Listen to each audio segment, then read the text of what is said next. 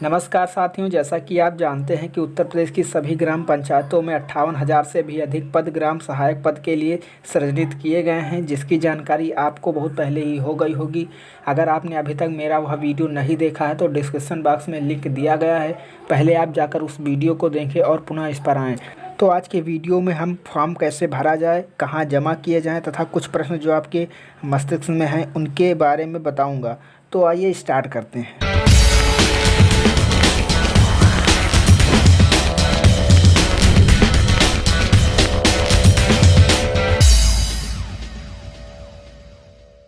नया form market में आ चुका है, जिसे आप ग्राम प्रधान अथवा किसी भी जनसेवा केंद्र से प्राप्त कर सकते हैं। फॉर्म भरते समय स्टूडेंट बहुत गलतियां कर रहे हैं, तो इस फॉर्म में ज़रा से भी गलती से आपका फॉर्म रिजेक्ट किया जा सकता है। इस आपके फॉर्म में गलतियां न हो, इसके लिए मैंने यह वीडियो बनाया है। तो चलिए मोबाइल स्क्रीन पर और बताते हैं आपको कि कैसे फॉर्म भरा जाए। सबसे पहले तो आपको फॉर्म इस तरह का मिलने वाला है। एक पुराना फॉर्म आया है मार्केट में, उसमें आवेदन ग्राम पंचायत विकास खंड ये सब नहीं दिया हुआ है। वो यहीं से डायरेक्ट शुरुआत हुई है उसकी, वो आपको नहीं लेना है। आपको फॉर्म ये नया वाला ही लेना है। तो आपको सबसे पहले ग्राम पंचायत का नाम लिखना है कैपिटल लेटर में। आप चाहें तो इसे हिंदी और किसी भी भाषा में आप भर सकते हैं, लेकिन जहाँ तक हो सके आपको इंग्लिश में ही भरना है, क्योंकि आप ग्राम के सबसे ज़्यादा स्टूडेंट हैं तो इंग्लिश तो आती ही होगी इतनी। तो कैपिटल लेटर में लिखना है सबसे पहले ग्राम पंचायत का नाम, फिर विकास खंड लिखना है, फिर जनपद का नाम लिखना है। ये आप लोग देख लीजिए, बिल्कुल छोटा लिखना है। इतना बड़ा मैंने लिखा है, देखिए आया नहीं है, आपको छोटा ही लिखना है। उसके बाद आवेदक का नाम लिखना है, फिर पिता का नाम लिखना है, माता का नाम लिखना है, वो भी कैपिटल लेटर में। और ध्यान दीजिएगा, आगे मिस्टर या मिसेस कुछ लगाना नहीं है, और नाम वही होगा जो हाई स्कूल की मार्कशीट पर हो।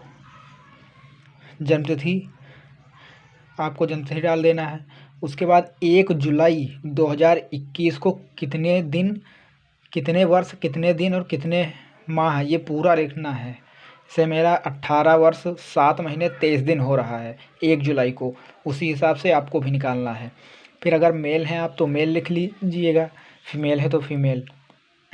किस श्रेणी के हैं आप, श्रेणी जिस श्रेणी के होंगे आप उसको आप लिख देना है। अगर आप जनरल के हैं तो जनरल लिखिए, लेकिन अगर आपके पास EWS का सर्टिफिकेट है तो जनरल लिखने के बाद ब्रैकेट में EWS भी लिख देना। स्थायी पता, ग्राम का नाम लिख देना है, पोस्ट लिख देना है, तहसील का नाम लिखना है, डिस्ट्रिक्ट लिखना है और पिन कोड लिखना है। ये सब बहुत छोटा छोटा लिखिएगा। देखिए कहाँ तक आ गया है, इसको बहुत है, यहाँ तक ही आना चाहिए इसको। फिर है पत्र व्यवहार का पता, पत्र व्यवहार भी यही रहेगा, तो एवं आप लोग लिख दीजिए। फिर एक मोबाइल नंबर डालना है आपको, इसी पर आपको कॉल आएगी। हो सकता है अगर आपका सिलेक्शन हो जाए तो आपको इसी कॉल से बुलाया जा सकता है, इसी नंबर पर। और शैक्षिक योग्यता फिर आपको लिखना है high school intermediate. UP board से हैं यूपी बोर्ड, CBSE बोर्ड है तो CBSE बोर्ड। फिर विषय का नाम लिख दीजिए, बिल्कुल छोटा छोटा लिखना है कैपिटल लेटर में। हिंदी, इंग्लिश, साइंस, संस्कृत जो भी लिया है आपने, मैथ्स, सोशल साइंस, बिल्कुल छोटा छोटा। पूर्णांक लिख देना है, प्राप्तांक लिखना है, श्रेणी और प्रतिशत। फिर इसी प्रकार से इंटरमीडिएट में जो जो सब्जेक्ट आपने ली है वो लिखना है कैपिटल लेटर में, बिल्कुल छोटा छोटा। फिर पूर्णांक लिखना है, फिर प्राप्तांक, फिर श्रेणी, फिर परसेंटेज। उसके बाद अगर आपने कोई कोर्स किया हुआ है कंप्यूटर से रिलेटेड तो वो लिख देना है, ये कोई ज़रूरी नहीं है। जैसे मैंने CCC किया था तो मैंने लिख दिया है नीलेट से C ग्रेड मेरा आया है, ये लिख देना है आपको, ये कोई ज़रूरी नहीं है। अगर इसमें अगर आपने और भी कुछ आपको लिखना है तो लाइन खींचकर पटरी से नीचे और भी लिख सकते हैं।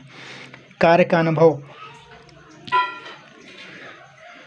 यदि आपने कहीं पर कंप्यूटर से कोई कार्य किया है तो वो आप लिख सकते हैं कि कितने वर्ष किया है आपने। फिर है कोविड-19 से मृत व्यक्ति के परिसीमन के रूप में आवेदन किया जा रहा है। हाँ है तो हाँ, नहीं है तो नहीं। अगर आप यहाँ नहीं करते हैं तो हर जगह आपको नहीं नहीं करना है। उसके बाद आपको घोषणा पत्र देना है, प्रमाणित किया जाता है भाई गई जानकारी मेरे द्वारा दी गई सत्य है। उसके बाद अपना नाम लिख देना है। फिर आपको घोषणा पत्र लिखना है, मेरे द्वारा दी गई सभी जानकारी सत्य है, मेरे द्वारा अगर असत्य पाया जाता है ये सब लिखना है। उसके बाद अपना नाम लिख देना है, सिग्नेचर करना है, कैपिटल लेटर में नहीं करना है। आप जिस भी तरीके से सिग्नेचर कर लेते हैं वो यहाँ पर करना है। फिर दिनांक डाल दीजिए जिस तारीख को आप फॉर्म भरे हो उस तारीख को। उसके बाद ये रसीद को आप जहाँ पर जमा करेंगे वहीं के उस प्राप्तकर्ता के हस्ताक्षर, ये अपना नाम नहीं लिखेगा, वो अपना नाम अपनों को नहीं लिखना है। अगर ग्राम पंचायत में जमा करेंगे तो ग्राम पंचायत नाम लिखेगा और दिनांक लिखेगा। विकास खंड में ले जाएंगे तो वो अपना नाम पंचायत अधिकारी वो। उसके बाद ये रसीद आपको फाड़ कर दे देगा, आपको लेकर चले आना है। तो इतना प्रोसेस है आपको। और ध्यान रखना, यहाँ पर आपको एक फ़ोटो लगानी है। ये फ़ोटो 3 माह से पुरानी नहीं होनी चाहिए। तो खूब अच्छे से सोच समझ कर फॉर्म को भरना। ज़रा सी गलती आपको फॉर्म रिजेक्ट करवा सकती है। अब आप इस फॉर्म को चाहें तो ग्राम प्रधान के पास जमा कर सकते हैं, अथवा विकास खंड चले जाइए, अथवा जिला कार्यालय आप चले जाइए और वहाँ पर जमा कर सकते हैं आप। अब आइए उन प्रश्नों को लेते हैं जो आपके मस्तिष्क में हैं, सभी प्रकार के डाउट को क्लियर करते हैं। पहला प्रश्न है, कौन फॉर्म भर सकता है? जिस गांव में महिला प्रधान है वहां पर महिला कैंडिडेट ही आवेदन कर सकती है। जिस गांव में सीट आरक्षित है उस सीट पर आरक्षित वर्ग का अभ्यर्थी ही आवेदन कर सकता है। जिस गांव में सीट ओबीसी के लिए आरक्षित है वहां पर ओबीसी ही आवेदन कर सकता है। जिस गांव में जनरल है वहां कोई भी फॉर्म भर सकता है, चाहे वह एससी हो, एसटी हो, जनरल हो, ओबीसी हो, कोई भी हो। अब जिन गांव में ओबीसी सीट है वहां पर जनरल और एससी का व्यक्ति आवेदन नहीं कर सकता है, परंतु जिस गांव में ओबीसी महिला आरक्षित है उस ओबीसी पर महिला कैंडिडेट ही आवेदन कर सकती है, उस पर पुरुष आवेदन नहीं कर सकते हैं। अगर वहाँ पर महिला कैंडिडेट नहीं है तभी पुरुष आवेदन कर सकता है। इसी प्रकार एससी पर है, अगर महिला कैंडिडेट दावेदार नहीं है तभी पुरुष आवेदन कर सकता है। और अगर जनरल सीट है, महिला है, तो जनरल में महिला कैंडिडेट ही आवेदन कर सकती हैं, उसमें पुरुष आवेदन नहीं कर सकते हैं। अगर आप इस ग्राम पंचायत हो जाता है तो आपको ज्वाइनिंग 8 सितंबर को दी जाएगी, जैसा कि पहले से ही जानकारी दी गई है। कितना पैसा होगा? पैसा अभी तक 6,000 मानदेय के रूप में दिया जाएगा। आगे वाले दिनों में क्या इसकी बढ़ोतरी होगी इसकी सूचना नहीं है, फ़िलहाल 6,000 ही दिए जाएंगे। कंप्यूटर अनिवार्य है क्या? नहीं, इसके बारे में अभी तक नोटिफिकेशन जो आया हुआ है उसमें इस प्रकार की कोई जानकारी नहीं दी गई है। अभी 2 दिन पहले लखनऊ में इस पर काफ़ी बहस चल रही थी। यह कहा जा रहा था कि अगर कंप्यूटर सहायक पद की भर्ती है उसमें और कंप्यूटर अनिवार्य नहीं किया गया है, ये कैसी बात हुई? तो अभी आने वाले दिनों में हो सकता है कंप्यूटर भी अनिवार्य किया जाए, लेकिन परंतु अभी तक इसकी कोई जानकारी नहीं है। फीस कितनी होगी? इसमें आपसे किसी भी प्रकार की कोई फ़ीस नहीं ली जाएगी। अगर आपका सिलेक्शन हो जाता है तो सिलेक्शन के बाद आपको 100 रुपये की नोटरी बनवाना होगा और उसे जमा करवाना पड़ेगा बस। फॉर्म को कब तक जमा करना पड़ेगा? फॉर्म आप 17 अगस्त तक जमा कर सकते हैं। 17 अगस्त इसकी लास्ट डेट है, 2 अगस्त से 17 अगस्त तक।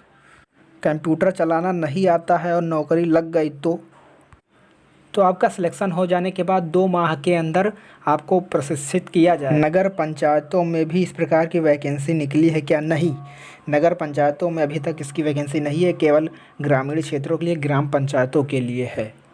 क्या यह नौकरी सरकारी है? नहीं, यह सरकारी नौकरी नहीं है, यह संविदा है। मतलब होता है कि आप जब चाहें तब आपको सरकार हटा सकती है। अभी लगभग 11 माह या 1 साल के लिए आपको ज्वाइनिंग दी जा रही है। तो ये कुछ प्रश्न थे जो आपके मस्तिष्क में थे, मैंने इनका जवाब देने का प्रयास किया है, आपको समझ में भी आया होगा। अगर और भी कोई आपके अंदर सवाल हैं तो कमेंट बॉक्स में लिखिए, इसका जवाब भी हम देंगे।